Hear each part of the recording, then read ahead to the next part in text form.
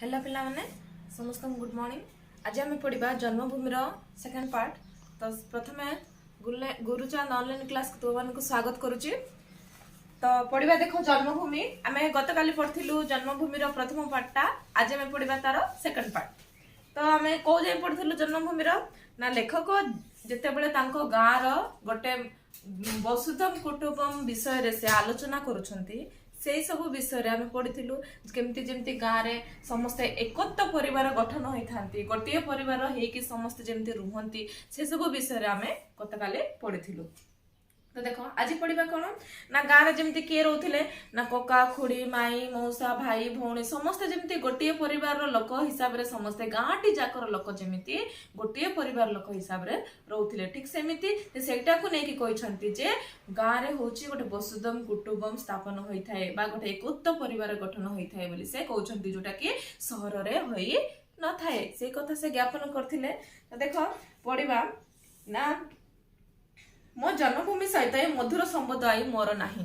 तो से कहते कृष्णचंद्र पाणिग्राही कहते मोर जन्मभूमि सहित आउ से मधुर संपर्क आई मोर नाही आउ मोर से संपर्कटा छिन्न हो जाइए आउ से संपर्कटा मु सत चेष्टा कले मु आज पाई परिबे नाही। ग्रामटे जाकर भाई भौणी कका खुड़ी मामू माई मौसा मौसी आदि सब पर हो गले। ग्रामटे जाकर जो कका खुड़ी भाई मौसा मामू माई सब आज कौन हो गले मोर ना पर हो गले समस्ते आज मते छाड़ी के पड़े गले चेष्टा कले मध्य से मधुर संपर्क आम फेरी पाइबी नहीं। ग्राम मुंडरे सार माउसी तार छोट पिंडारे बहु वर्ष धरी प्रस्तर मूर्ति पर से बसी आसी ना कौन है पिला ना ग्राम मुंडरे माने ग्राम शेष मुंडरे सारा माउसी बोले जने बुढ़ी माउसी अच्छी से कौन अच्छी ना सबु बेले कौन करती ना पस्तर मूर्ति पर से बसी खाती है आज बसी थाए से वर्तमान एवं गले से कौन होता है से बसी थाए बोली किए कहते लेखक कृष्णचंद्र पाणिग्राही कहते ना पस्तर मूर्ति पर बसी आसी आज बसी थाए। आगे देखा मात्रे पचारुला केबे आसिलु बापा आगे देखा मात्रे मते पचारुला ना केबे आसिलु बापा किंतु आजिकाली कहे केबे आसिलु बाबू। तो देख पिला माने आगे देखिला बेले लेखक को पचारुथिले केबे आसिलु बापा किंतु एबे पचारुछथि केबे आसिलु बाबू। तो कथारे किछि डिफरेंस आछि कि नै ना आगरे तांको निज परिवार लोक भाबी कि निज गाँव रो पुओ भाबी कि तांको पचारुथिले जे केबे आसिलु बाबू बोले केबे आसिलु सॉरी केबे आसिलु बापा बोली पचारुथिले किंतु एबे देखिला बेले को से कोन करूछन ना केबे आसिलु बाबू। बाबू रो अर्थ कहिले कोन ना तांके जेहेतु सहर रे जाई कि पाठ पढी कि गोटे उच्च शिक्षित हो जाई कि सरकारी चाकरी पाई तेणुकर कहते केबे आसिलु बाबू बोलिकी। ग्राम मझे ठीक से आ जनक घर क्या ना ग्राम मझे गोविंद भाईना क्षुद्र कोठरी ग्राम मझे गोविंद भाईना क्षुद्र कोठरिया आजीवन अकर्म अभिता रही से तार क्षुद्र कोठरी को दुर्ग करी समग्र विश्व विरोध में विद्रोह घोषणा करछंती। समग्र विश्व विरोध से कौन करछंती ना विद्रोह घोषणा करछंती। आगे देखा हेले बहु मान सहित मते कुटीर बसाई मनबद 34 आख्या करुथिले तांको आगे देखा हेले तांको कौन करुथिले बहुत बहुत सुंदर सहित तांको कौन करुथिले कुटीर रे बसौथिले कुटीर रे बसे कि कौन करथिले मनबद 34 तांको आगरे व्याख्या करुथिले लेखकों आगरे किंतु आज मु सत चेष्टा कले मध्य तांकर पूर्व प्रत्यय आ फेरी पाए नाही। आज सत चेष्टा कले मध्य लेखक तांकर पूर्व प्रत्यय से फेरी पाऊ नांती। ग्रामटी जाक नवागत अतिथि रे परिपूर्ण होई गलेनी। ग्रामटी जाक नवागत अतिथि माने कोन पिलाने जोटा कि माने नवागत अतिथि माने जो माने नुआ कर एबे जन्म होइछंती। आगे लेखक बहुत वर्ष होला गाम छाड़ी जाई कि शहर रहउछंती किंतु जो माने नुआ जो शिशु माने एबे वर्तमान जोटा कि नुआ शिशु माने जन्म होइछंती से माने को कुआ जाउछि जे नवागत अतिथि बोली कि से माने लेखक को चिन्हि नांती। तो ग्रामटे जाक नवागत अतिथि रे परिपूर्ण होई गलानी। जो आड़ को चाहिले जीर्ण मलिन उलग्न कृषदर लंबदर अवांछित अवहेलित शिशु मानक समावेश देखा जाए। जो आड़े गले कौन देखा जाए ना कृष्ण उलग्न कृषदर लंबदर अवांछित अवहेलित शिशु मानक से जगह देखा जाउची माने से जोटा कि लेखक ताको देखु नथिले कि लेखक को से माने मते देखि नथिले जेहेतु लेखक बहुत वर्ष ला ग्राम ठेटु दूरे रहउछंती सेति पय से मानक से शिशु गुण देखि नथिले। तो से मानक कहउछंती ना ए मानक मधुर के सुदा मते जानंती नाही ना ए मानक मधुर ताको लेखक को किए मते ताको जानंती नाही। एमान केबे केबे देखा हेले आफ्रिकार नवागत जिराफ जेब्रा बा जिराफ को देखला परी मते से माने चाहंती केबे केबे देखिले लेखक जेतेबेले गाँ को जाती माने सहर गाँ को जेतेबेले से जाती तो तांको केबे केबे देखिले कौन भाबंती ना आफ्रिकार जिराफ बा जेब्रा को देखिला परी से माने खाली एमती अनेकी से माने बसी थांती। तो देखिबा पिला माने तुमे गाँ को केबे जीवो मन करो तुमे गोटे अलग गाँ को भी जीवो तुम गोटे अलग गाँव को जिते जीव से तुमको से टाकर लोक मैंने तुमको खाली अनई थे जमी फॉर एग्जांपल जमी लेखक ये कहले माने आफ्रिकार जिराफ बा जेब्रा को देखला सेमती अनई थे कि ना तुम टे चिंता कल सेमती अनई थे कि ना ठीक सेमती ये लेखक को सेमती देखती बोले से कहते। तो देख पिला माने ना ग्रामवासी मध्यरु जो शिक्षित अर्धशिक्षित युवक मैंने चाकरी न पाई जन्मभूमि छाड़ी नांती जो ग्रामवासी मध्यरु जो पिला माने थिले बा जो शिक्षित अर्धशिक्षित लोक माने थिले जो माने कि चाकरी न करी ग्राम को एपर्यंत छाड़ी नांती से माने ग्राम रे ही रहिछन्ती सहर को जाई पाठ पढ़ी नांती ग्राम रे पाठ पढ़ी ग्राम रे ही रहिछन्ती से माने कोन करूछन्ती ना से माने करूछन्ती ना राजनीति को आश्रय नैछन्ती से माने राजनीति रे पसी कि तांकर ग्राम रो भलो मंद कथा बुझुछन्ती एमानक मध्यरु के कांग्रेसी थाए राजनीति बसले तो तुम जान पिला माने के कांग्रेस के सोशलिस्ट के विभिन्न प्रकार दल रही था तो एमानक मध्य के कांग्रेसी के गणतंत्री के कम्युनिस्ट के सोशलिस्ट होती जदि यही राजनैतिक मतवाद मध्य कौन अंतर्भुक्त नुहे ताहले एमानक मध्य सुनता अंतर्भुक्त नुहे बोली से कहते ना जदि राजनैतिक मध्य कौन से अंतर्भुक्त न हुए ताहले एमानक मध्य अंतर्भुक्त नाही बोली लेखक निजे ये कहते। राजनीति कथा तो दूरे थाउ एमानक सहित पल्लू प्रकृतिर सभा उपभोग करबा और साहित्य चर्चा करबा मध्य सेमानक पक्षर संभव नुहे ना देख पिला माने एडी से कहउछन्ती कोन ना राजनीति कथा तो दूरे थाउ तांको सहित जाय के राजनीति आलोचना करबा तो दूरे थाउ किंतु एमानक सहित मिसी की भलमंद कथा हेबा सहित मध्य साहित्य चर्चा करबा मध्य तांको पाखरे संभव हो नाही का पाखरे ना लेखकक पाखरे। तो राजनीतिक मतवाद अनुसार ए मानसिक परिवर्तन मध्य घटी जाय जेहेतु ए राजनीति रे पहुंचंती राजनीतिक सहित मध्य ए मानसिक परिवर्तन मध्य घटी जायछि ए पुष्पित पलाश बनरे देखंती विद्रोहर जन्नी और स्थल पद्म देखंती आभार रक्त आनंद कृष्ण चूड़ा देखंती अनागत जीवन रक्त कथन। तो ए जेहेतु पिला माने ग्राम रे रहिछन तो से कहउछन्ते माने पुष्पित पलाश बनरे देखंती विद्रोहर बन्ही को से माने देखंती आ स्थल पद्म देखंती रक्तर आह्वान रक्त तांकु जदि किए आगु जीवे तो माने तांकु सहायता मांगले सहायता देबे किंतु तांकु जे विरोध करबे तांकु से माने केबे भी छाड़िबे नाही। तेणु एई परि श्रेणी रे ग्रामवासी मानक मन रे मोर आ स्थान नाही बोली लेखक कहउछन्ती। तो कहउछन्ती एई परि श्रेणी लेखक आ तांको आगरे तांकर स्थान नाही बोली से कहउछन्ती एमानक कर्म योजना रे मध्य स्थान पाइबा संभव नहीं एमाने जो गाँव जो काम दाम करुछन्ती से गाँव जो काम दाम करबा जगह से पाखरे मध्य तांकर स्थान नहीं बोली लेखक ये कहउछन्ती। स्वार्थर विधो सत्य कर्म क्लेश मध्य ग्रामवासी मानक भितरे अन्य एक प्रकार एक परिवार तो भावे आपे आपे जात हो जाए एक परिवार तो भावे आपे आपे तांकर कौन हो जाए ना जात हो जाए निदाघर निराट झांझी रे लंगल मनरे धरणी बक्ष चिरी माने समस्त नुआ मेघ को चाहि रही थांती। तुम तो जानिछ पिला माने गाँर लोक माने कोन करंती कृषि ऊपर निर्भर करंती जेहेतु से माने कृषि ऊपर निर्भर रुहंती माने खरा दिन जते बेले सरी जाए से माने कोन करंती ना ग्रामर चाष कार्य सारिया पे से माने मेघ को चाहि रुहंती केबे से मेघर वर्षा झरिबो केबे से मेघर प्रथम पहली वर्षा से माने कोन करिवे चाष कार्य आरंभ करिवे से माने को वर्षा को ही से माने कोन करथांती अनेक के होइथांती।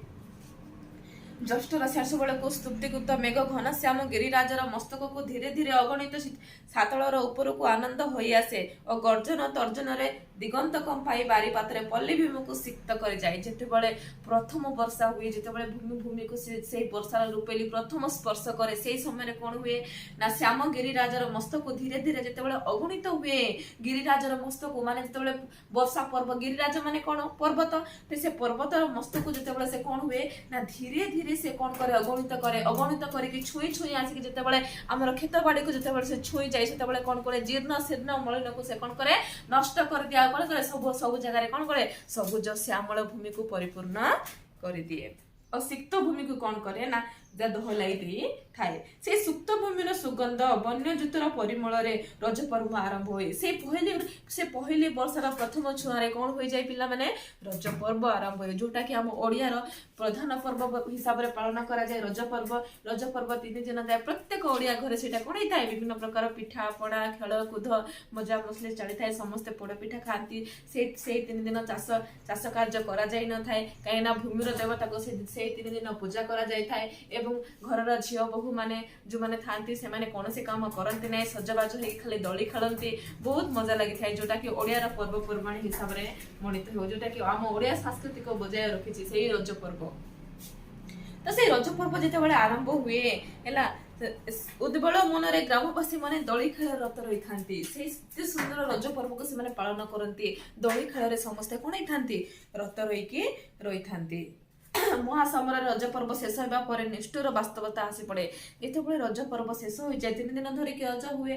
ତ 3 ଦିନ ଧରିକି ରଜ ହୁଏ ଯେତେବେଳେ, ଏତେ ସୁନ୍ଦର ଆନନ୍ଦ ଉତ୍ସବରେ ସେମାନେ ସେଇ ରଜ ପର୍ବକୁ ପାଳନ କରନ୍ତି। ଏବଂ ରଜ ପର୍ବ ଯେତେବେଳେ ସରି ଆସିଥାଏ, ସେତେବେଳେ ଗୋଟେ ନିଷ୍ଠୁର ବାସ୍ତବତା ଆସି ପଡେ। କ୍ଲାନ୍ତ ସିକ୍ତ ଧରାବହ ଶ୍ରମଜୀବୀ ମାନଙ୍କ ସମବେତ ଯତ୍ନରେ ଧରଣୀ ଶସ୍ୟ ଶ୍ୟାମଳା ହୋଇ ଉଠେ।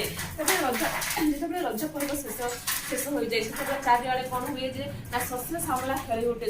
ଚାରିଜାଗାରେ ପୁରା ସବୁଜ ବର୍ଣ୍ଣ ଯୁକ୍ତ ହୋଇଯାଏ। ଚାରିଆଡେ ପୁରା ଶସ୍ୟ ଶ୍ୟାମଳା ଘେରି ହେଇକି ଉଠେ।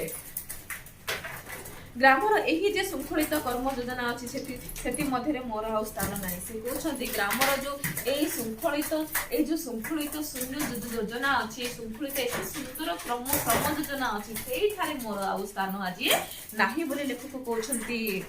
ଆଉ ଯୋଉ କହୁଛନ୍ତି କଣ, ସେଥିମଧ୍ୟରେ ମୋର ସ୍ଥାନ ନାହିଁ। ଗ୍ରୀଷ୍ମର ଝାଞ୍ଜିରେ, ବର୍ଷାର ଝଡ଼ରେ, ହେମନ୍ତର ଶୀତରେ ଏ କର୍ମ ଯୋଜନାରେ କୌଣସି ସ୍ଥାନରେ ଅଂଶ ନେବା ପାଇଁ ମୋର ଭୌତିକ ଶକ୍ତିର ଅଭାବ ନଥିଲେ ମଧ୍ୟ ନୈତିକ ଶକ୍ତିର ଅଭାବ ନାହିଁ ବୋଲି କହୁଛନ୍ତି।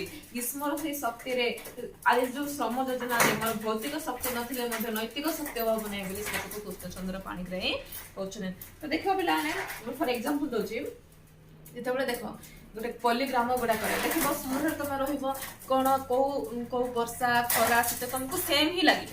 ସେ ଯୋଉ 7ଟି ଋତୁ ତମକୁ 6ଟି ଋତୁ ତମକୁ ସେମ ହିଁ ଲାଗିବ। କିନ୍ତୁ ଦେଖ ପିଲାମାନେ, ତମେ ଯେତେବେଳେ ଗାଁକୁ ଯିବ ହେଲା, ଯେତେବେଳେ ତମେ ଗାଁକୁ ଯିବ, ସେତେବେଳେ ଗୋଟେ ମନରେ ଏତେ ସୁନ୍ଦର ଲାଗେ। ବର୍ଷା ହଉଥିବ, ନିଦାଘର ଝାଞ୍ଜି ହଉଥିବ, ବର୍ଷା ପଡୁଥିବ, ଚାରିଆଡେ ଶସ୍ୟ ଶ୍ୟାମଳା ପରିପୂର୍ଣ୍ଣ ହେଇଯାଉଥିବ। ସେତେବେଳେ ଏତେ ସୁନ୍ଦର ଲାଗେ, ତୁମମାନଙ୍କୁ ପଲ୍ଲୀର ପ୍ରକୃତି ଦେଖିବ ଏତେ ସୁନ୍ଦର ଲାଗେ। ମାନେ ପଲ୍ଲୀର ଗୋଟେ ମାନେ ଶାନ୍ତ ସରଳ ଜୀବନ ଯାପନ ଏତେ ସୁନ୍ଦର ଲାଗେ, ଯୋଉଟା କି ଆମେ ସହରରେ ପାଇପାରିବା ନାହିଁ। ତ ସେଇ କଥା ଏଠି ନେଇକି ଲେଖକ କହୁଛନ୍ତି, ଆମେ ଯେତେବେଳେ ଶିକ୍ଷିତ ହେଇକି ଆମେ ଗାଁକୁ ଛାଡିକି ଆମେ କୋଉଠିକି ଯାଉ ନା ସହରକୁ ଯାଉ, ସେଠାରେ ବିଦ୍ୟା ଜ୍ଞାପନ କରିବାକୁ ଯେତେବେଳେ ଯାଉ, ପାଠ୍ୟକ୍ରମ ସମାପ୍ତ କରିବାକୁ ଯାଉ, ସେହି ସମୟରେ ଆମ ପଲ୍ଲୀକୁ ଆନ୍ତରିକତା ଯୋଉଟା ଥାଏ ସେଇଟା ଆମର ନଷ୍ଟ ହୋଇଯାଏ, ଯୋଉଟା କି ଆମେ ତାକୁ ଉପଭୋଗ କରିପାରୁ ନଥାଉ। ତ ସେ କହୁଛନ୍ତି ଆଜି ମୋର ସେଇ ନୈତିକ ଶକ୍ତିର ଅଭାବ ନାହିଁ ବୋଲି କହୁଛନ୍ତି। ଏଣୁ ମୁଁ ମୋର ଜନ୍ମଭୂମି ଖାଲି ମନରୁ ନୁହେଁ କର୍ମରୁ ମଧ୍ୟ ବିଚ୍ୟୁତ ହେଇଯାଇଛି। ସେ କହୁଛନ୍ତି ଏଣୁ ମୁଁ ମୋର ଜନ୍ମଭୂମିକୁ ମନରୁ ନୁହେଁ କର୍ମରୁ ମଧ୍ୟ ଆଜି ମୁଁ କଣ ହେଇଯାଇଛି ନା ବିଚ୍ୟୁତ ହେଇଯାଇଛି ବୋଲି ସେ କହୁଛନ୍ତି। ମଣିଷକୁ ସବୁବେଳେ ଯୁକ୍ତିବାଦୀ ଜୀବ ବୋଲି କହିବା ଠିକ ନୁହେଁ। ସେ ବହୁ ପରିମାଣରେ ଗତାନୁଗତିକର ଦାସ। ଆମେ ଯେତେବେଳେ ମଣିଷକୁ ସବୁବେଳେ ଆମେ କଣ କହିବା, ଯୁକ୍ତିବାଦୀ ଜୀବ ବୋଲି ଆମେ କହିବା ନୁହେଁ। ସେ ସବୁବେଳେ କଣ ନା ଗତାନୁଗତିକର ଦାସ ବୋଲି ଆମେ ସବୁବେଳେ ତାକୁ କହିବା। ଆଭିଜାତର ଚିହ୍ନ ବୋଲି ବିବେଚିତ ନିରର୍ଥକ ନେକ୍ଟାଇଟକୁ ମଧ୍ୟ ଛାଡେ ନାହିଁ। କ୍ଲାୟ କେଶ ନ ସହିବା ଯଦି ଆଭିଜାତର ଚିହ୍ନ, ତାହେଲେ ଏହିପରି ଅର୍ଥପୂର୍ଣ୍ଣ ଆଭିଜାତର ଚିହ୍ନକୁ କେହି କିବା କାହିଁକି ଛାଡିବ। ସେ କହୁଛନ୍ତି କଣ ନା ମନୁଷ୍ୟ ସବୁବେଳେ ଯୁକ୍ତିବାଦୀ ଜୀବ ବୋଲି କହିବା ନାହିଁ, କାହିଁକିନା ମନୁଷ୍ୟ ସବୁବେଳେ ଯୁକ୍ତି କରିକି କାର୍ଯ୍ୟ କରେ, ତାହା କହିବା ଆମର ଠିକ ନୁହେଁ। ସେ ସବୁବେଳେ ବହୁ ଗତାନୁଗତିକର ଦାସ। ସେ ସବୁବେଳେ ବହୁ ପରିସ୍ଥିତିକୁ ସାମ୍ନା କରିକି ସେ କଣ କରିଥାଏ ନା କାର୍ଯ୍ୟ କରିଥାଏ। ସେ କହୁଛନ୍ତି ନା ନେକ୍ଟାଇଟକୁ ମଧ୍ୟ ସେ ଛାଡେ ନାହିଁ, ବା କ୍ଲାୟକେଶ ସହିବା ଯେ ତାର ଆଭିଜାତର ଚିହ୍ନ, ତାହେଲେ ଏଇ ଅର୍ଥପୂର୍ଣ୍ଣ ଆଭିଜାତର ଚିହ୍ନକୁ କିଏ କବା କଣ ପାଇଁ ଛାଡିବ ବୋଲି ଏଇ ଛୋଟ ଏକ୍ସାମ୍ପଲ ଗୁଡାକ ଦେଇକି ଲେଖକ ବୁଝେଇଛନ୍ତି। ଅର୍ଥାତ୍ ସମସ୍ତ ଶିକ୍ଷିତ କ୍ଲାୟକେଶ ସହିବାକୁ ଅକ୍ଷମ ନୁହନ୍ତି। ଯେତିକି ଶିକ୍ଷିତ ଅଛନ୍ତି ସମସ୍ତେ କାୟ କ୍ଲେଶ କଷ୍ଟ ଦୁଃଖ ଯନ୍ତ୍ରଣା ସହିବାକୁ ଅକ୍ଷମ ନୁହନ୍ତି, କିନ୍ତୁ ସମର୍ଗ ଶିକ୍ଷିତ ଆଭିଜାତ ଶ୍ରେଣୀର ଅନ୍ତର୍ଭୁକ୍ତ ହୋଇ ରହିଥାନ୍ତି। ଆଭିଜାତ ଛାଡିବା ସମ୍ଭବ ନୁହେଁ। ଆମର ଆଭିଜାତ ଛାଡିବା, ଆମର ରୂପ ରଙ୍ଗ ଢଙ୍ଗ ଛାଡିବା, ଆମର आमर छाड़ा संभव केबे भी होई न थाए एणु शारीरिक श्रम छाड़ा ही संभव होता है निजर शारीरिक श्रम कौन होता है छाड़ा ही कौन होता है संभव होता है ता छड़ा कौन सी व्यक्तिर दैनिक आय 5 अणा बा 50 लाख टंका हो पारे कौन सी व्यक्तिर दैनिक 5 अणा भी हो पारे को व्यक्तिर 5 लाख भी हो पारे कार 10 लाख मध्य हो पारे से आईन रो बाधा नाई से हमको आईन बाधा करे के पिला माने नाई हमको आईन बाधा करे ना आम इच्छा आम जेते की इनकम करि परिबा आईन से हमको बाधा करे नाही किंबा समाज रा निंदा नाही किंबा समाज रे ताहार निंदा नाही बरंच मानवर समस्त नीति को पदरे दली दे ऊर्ध्व श्वास रे धाई जेते बेसी ए दीर्घ व्यवधान को कम करि थाए सेते बेसी जीवन युद्धर दिग्विजयी वीर बोली परिचित हुए अर्थात जेते बेले जो पर्यंत गोटे व्यक्ति मानव जीवन रो दिग्विजय को जेते बेसी से जय करे जेते बेसी तार परिश्रम करे कि से जेते बेसी तार लक्ष्य साधन करे सेते बेले से कोन होई थाए जय होई थाए बोली से कहउछन सेते बेले से कोन हुए तार दिग्विजय वीर को नेके से कोन करे जय हुए बोली से कहउछंती अभिजात श्रेणी अंतर्भुक्त न हो खाली शारीरिक श्रम दीर्घ व्यवधान को किंचित मात्रा करने संभव नुहे अभिजात श्रेणी को शारीरिक श्रम बड़ी दीर्घ श्रम कर किंचित करने तार अर्थ नुहे कहीं मनीष कौन करे तार कर्म करने को से जन्म नहीं तेणुक से कर्म करने निहाती दरकार यही सब कारण पल्लू सब कारण पल्ली बहु पल्ली योजना आज सेमानकर शिक्षित संतान को हराई बसिचंती यही सब कारण से कौन होची ना बहु पल्ली भूमि आज बहु शिक्षितार बहुत शिक्षित संतान मान को तार बहुत शिक्षित युवा पीढ़ी मान को से आज कौन करची ना हराई बसी ताठारु से दूरेई दउची सेमानकर शिक्षित संतान को हराई बसी अर्थ बल हो भाग्य बल हो अदवेश बल हो जो मैंने शिक्षित रूपे उदयीमान हुंती से संबंध में पल्लीग्रामर बहु कल्पना चल्पना चले जो मैंने शिक्षित समाज युवत होता जो मैंने शिक्षित समाज में उच्च स्थान में पहुंचते जो मैंने शिक्षित समाज सहर को जाकि पाठ पढ़ती से मध्य गाँवटी जगह कौन हुए बहुत कल्पना जल्पना चले बहुत आलोचना चले विद्यार्थी जीवन में पिता माता आशा भरोसा स्थल हो ग्राम बुद्ध मानकर प्रशंसा दृष्टांत हो ग्राम ग्रामभूमि मंटन कौन करथांती ना विद्याभूमि स्थल हो विद्याभूमि ज्ञापन होगी से कौन होती बहु वृद्ध बहु ग्रामर बापा माँ समस्त दृष्टांत ग्रामभूमि मंटन करथांती एवं समस्त आदर आदर पात्र है रुहंती किंतु जितेबाला से शिक्षित समाज को जाती जितेबाला शिक्षित समाज को जाए सहर पाठ पढ़ा जितेबाला से चाहती से बेलू आसला बेलू समस्त आंतरिकता सहित से कौन जाती ना दूरे जाती तो पिला माने आज आम एति पढ़ा तो जन्मभूमि आ गोटे पार्ट भी करवा तार थर्ड पार्टा तो थर्ड पार्टा मु काली तुम मानक पढ़ेबी धन्यवाद।